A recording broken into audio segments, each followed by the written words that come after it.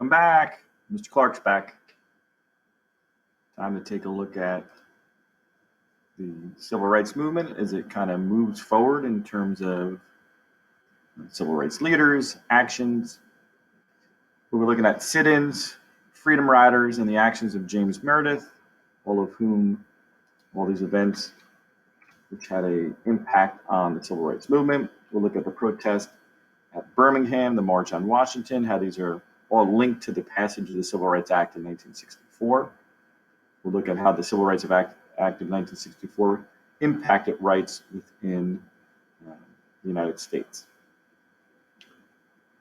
Okay, number one, why were many black youths disappointed in the months after the Brown versus Board of Ed decision? Many schools throughout the United States remained segregated. Other areas of society remained segregated, and a little change occurred in the South. So if you recall the Supreme Court decision, the Supreme Court ruled that schools needed to be desegregated with all deliberate speed. So very vague, no specific timeline. So as a result, many schools in the South, because they did not want to integrate and when they wanted to remain segregated, they just simply ignored the Brown versus Board of Ed decision, which increased the frustration level of African Americans and those who supported the civil rights movement throughout the South and throughout the country. 2, explain some of the events that occurred in Greensboro, North Carolina, at a local Woolworth lunch counter on February 1st, 1960. Well, first of all, if you're not familiar with Woolworth was a store that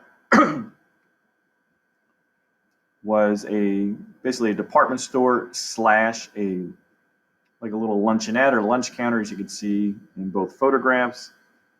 Basically, they served light food, hamburgers, hot dogs, grilled cheese sandwiches, breakfast items, soda pop, milkshakes, snacks, things like that. I mean, you're not going to get a gourmet, 5-star type of dinner there, but you can certainly get something to eat, and something that was inexpensive, fast, something if you went shopping, maybe you could grab something to eat first and then went shopping secondly.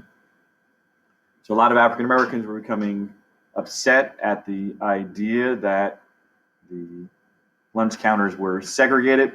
And as a result, 4 African American college students decided they would stage a sit-in at a local whites-only Woolworth lunch counter. You can see the 4 African Americans on the left side there. That's a photograph in the aftermath, after integration was permitted, not during the period of time, as you see on the right side, where people were being abused because they were trying to dare to challenge these separate facilities or separate areas for African Americans and whites to eat in restaurants.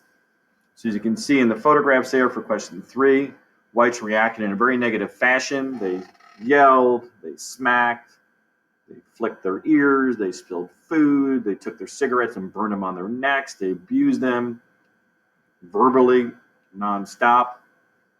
They were very determined to not leave until they were served. Not only did you have African Americans, the initial 4 college students who started what became known as the sit-in movement in 1960, but you had others there. You see some whites who were joining in and taking the same abuse as the African Americans were.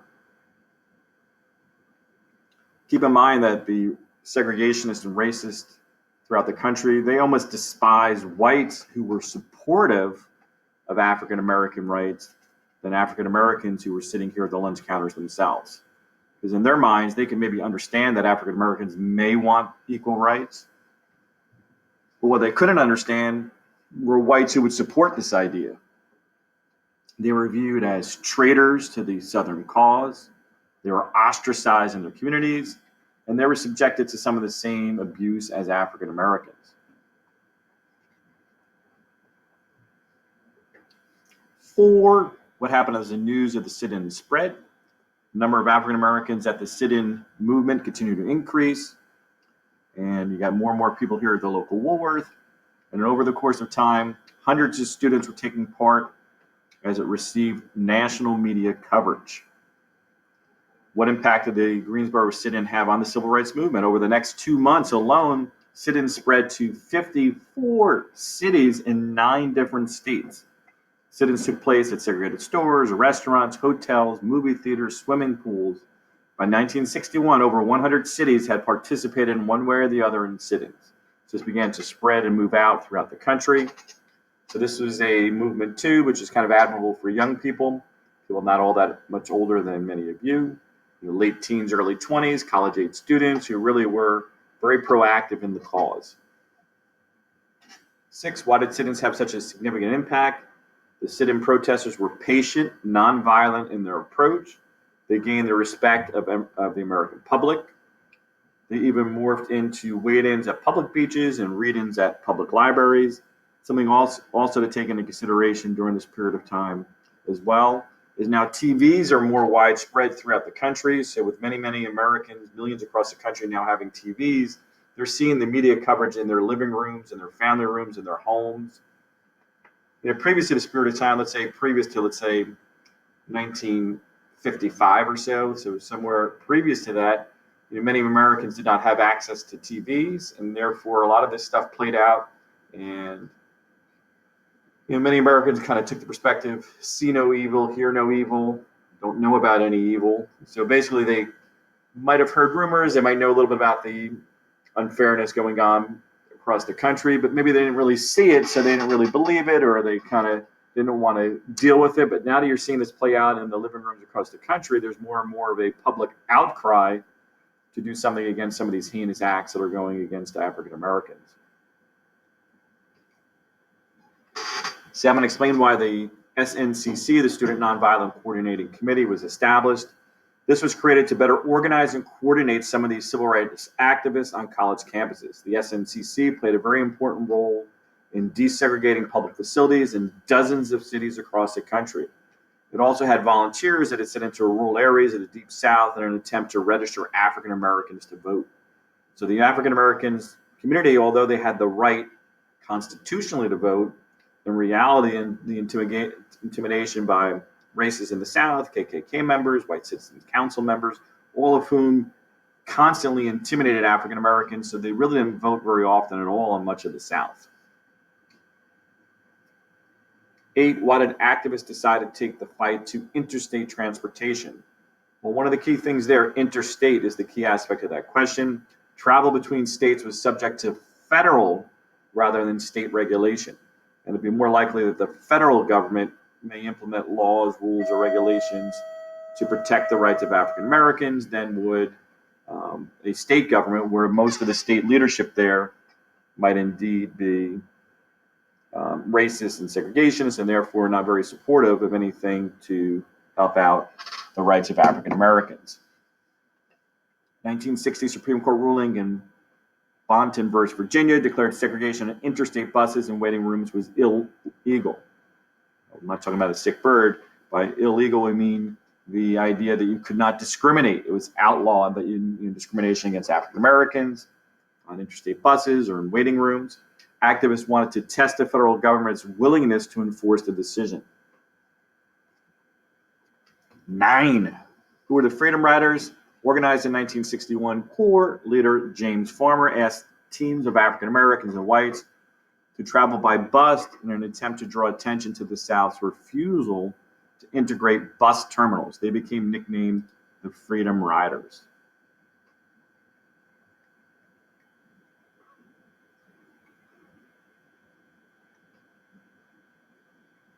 Explain what happened to Freedom Riders in Alabama. You can see some of the photographs here. A mob surrounded the bus, slashed the tires, threw rocks in the windows, and firebombed the bus. The riders, very fortunately evacuated just before the explosion and detonation of the bus. Nobody was significantly injured. It was actually coordinated and approved and sanctioned by the Birmingham Police Commissioner, Eugene Bull Connor. He had the reputation as being one of the harshest segregationists in a leadership position in the entire country. He had ordered his police force to take the day off so there could not be a police response to help out the Freedom Riders. So this was completely coordinated with a KKK group who took the action of firebombing the bus.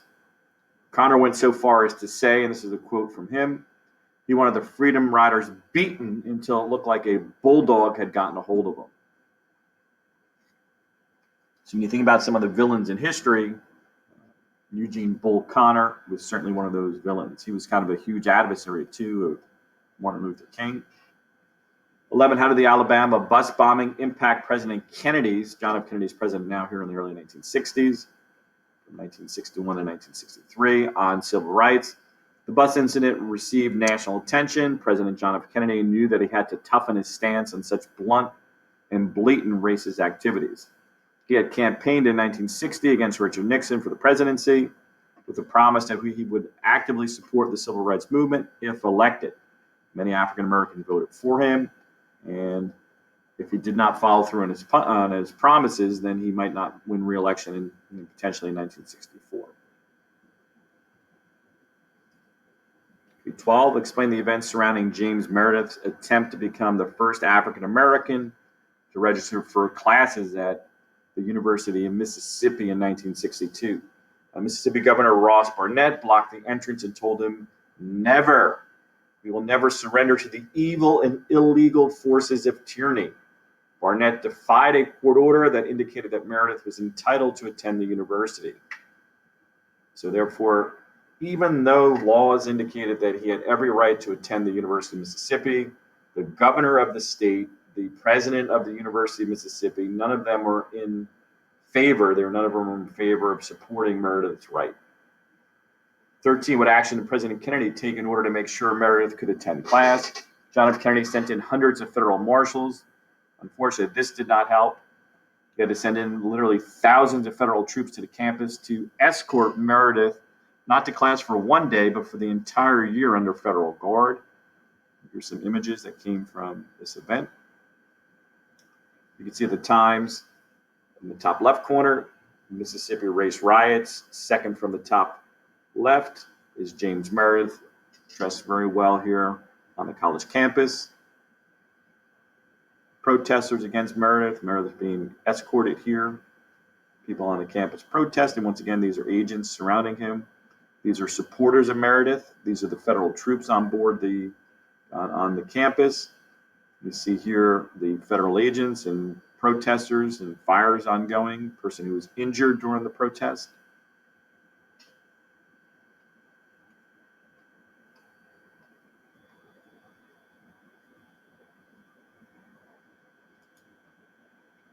As I mentioned before, Martin Luther King's adversary was Police Commissioner Bull Connor.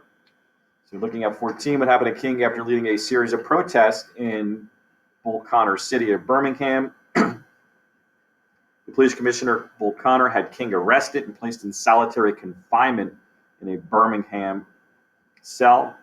Here, if you look at 15, King wrote a very famous letter. Some people who actually got a chance to visit him smuggled in tiny pieces of paper like the size of a Post-it and a small pencil. And these scraps of paper is where King wrote his very famous letters from a Birmingham jail, where he encouraged people to continue moving forward, that he would be okay. He said, "Do not turn violent, remain nonviolent, and continue the nonviolent, peaceful protest movement." After King's release from prison, he resumed his protests in Birmingham. How did Bull Connor react this time?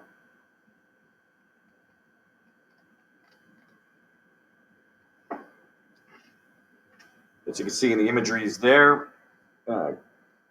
Connor responded with force, ordering the police to use clubs, police dogs, high-pressure fire hoses on the demonstrators. You can see a dog biting one gentleman. On the right side there, a fire hose against other African Americans who are protesting. And if you've ever seen a fire hose, it's got so much power that would have probably knocked those people over if they weren't bracing themselves on the building. So millions of Americans were watching these events unfold on TV, and this is basically turning the public opinion against the South and against these racist policies.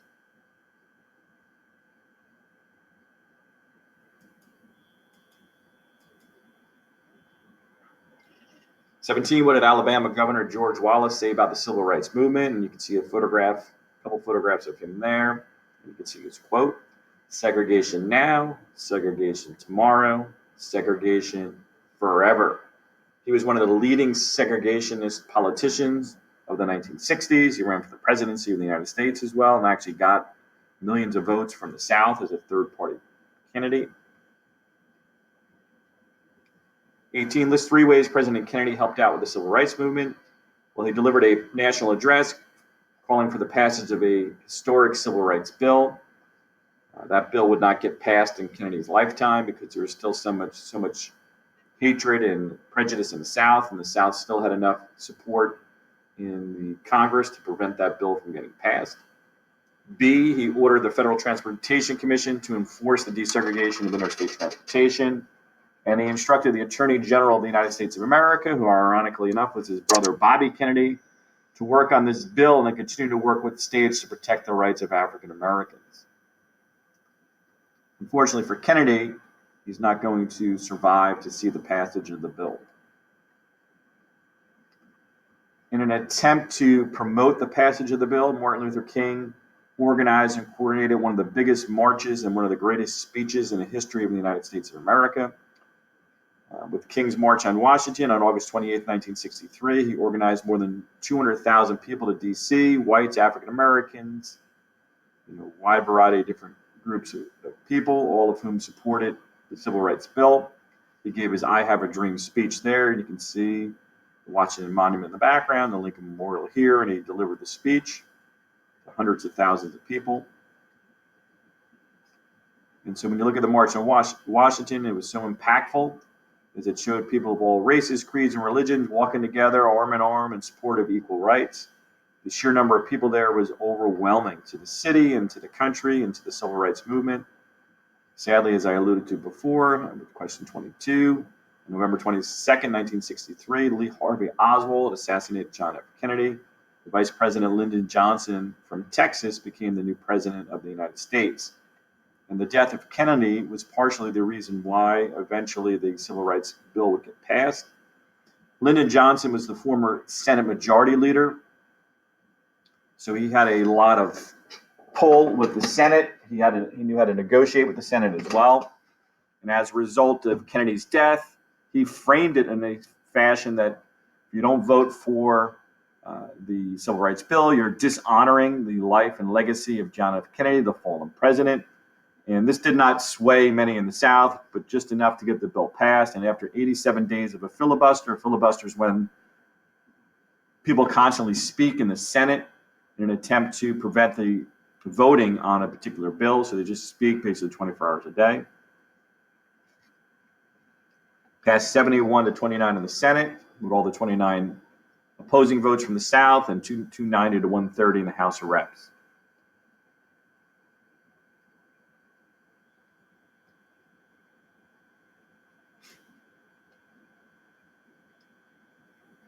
The provisions of the 1964 Civil Rights Act, it was the most comprehensive civil rights law Congress had ever created. It included the following provisions: the federal government given the power to prevent racial discrimination in many areas, kind of a broad brush there. Segregation deemed illegal in public accommodations, and all Americans given equal access. Increased the Attorney General's power to bring lawsuits against any state that did not desegregate. Required private employers to end discrimination, and established the EEOC, which is the Equal Employment Opportunity Commission, which still is around today. All of these were positive steps forward. It wasn't an instantaneous fix, but certainly something positive moving forward. Lesson reflection: what made the civil rights movement successful? Identify people or organizations that contributed to the movement. So Martin Luther King obviously is the poster person there for the nonviolent protests. Malcolm X would bring a little bit more militant approach before changing to a little bit more peaceful. Rosa Parks obviously helped to spark the Montgomery bus boycott. The NAACP.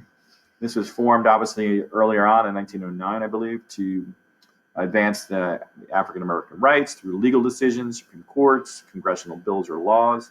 CORE, we mentioned that earlier, as an organization with the Freedom Riders to promote integration, and the Black Panthers would become an organization that was a little bit more militant in its approach, and we'll look at that in a little more detail as we move forward as we continue to discuss the civil rights movement.